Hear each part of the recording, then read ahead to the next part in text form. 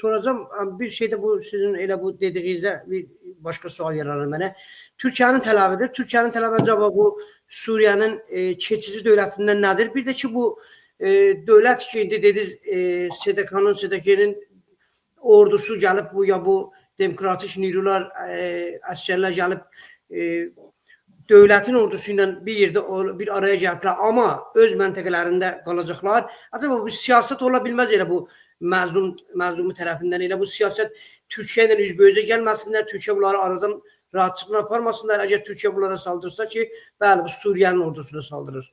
Bu məsələnizə Bu anlaşmada bence Türkiye'nin bu talepleri ki Suriye'de necə bir devlet kurulsun diye onu yani Türkiye'nin etkisini Suriye'nin içinde kısıtlamada, zayıflendirmededir. Yani belə görünür ki bu anlaşmanın yani ciddi arkasında duran Amerika'dır ve bu vasıtayla yani eğerse Suriye'nin iç güçleri arasında bir anlaşma varsa ve siyasi askeri güçler kabul edip de yeni devletin yapısında olsunlar ve anlaşıplar ki Suriye'nin bir parçası hesabı olsunlar ve bu anlaşma bu siyasi güçler arasında yazılıptır. Onda harici güçler, harici devletler eğer Suriye'de varsalarsa oradan çıkmalıdırlar. Yani bu anlaşmada o Türkiye'nin Suriye içinde müdahilesine ciddice bir engel törədir. Yani emelde bu eğerse anlaşıplar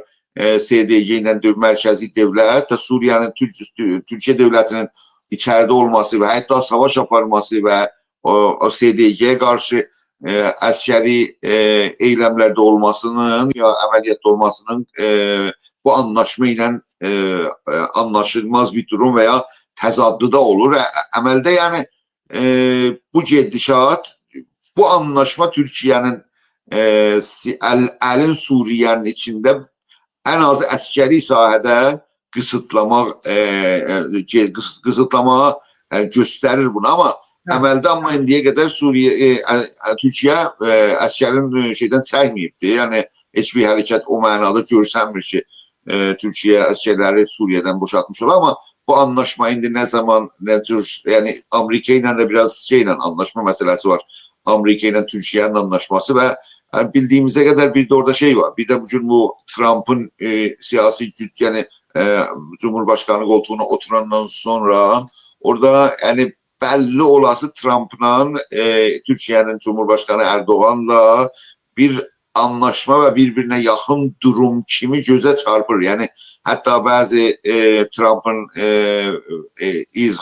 izhar veya beyanlarına göre Suriye'nin meselesinin həllində Türkiye'nin elin açık koyacak diye kimi bir fikirler söyleyipti ama bugünkü əməldə gördüğümüzde mesela bu anlaşma onu göstermir. Bu anlaşma Türkiye'ye hani o kadar Türkiye'nin bölgede elini açmır ama anlaşma belədir ama əməl meydanda başka türlü siyaset gedir.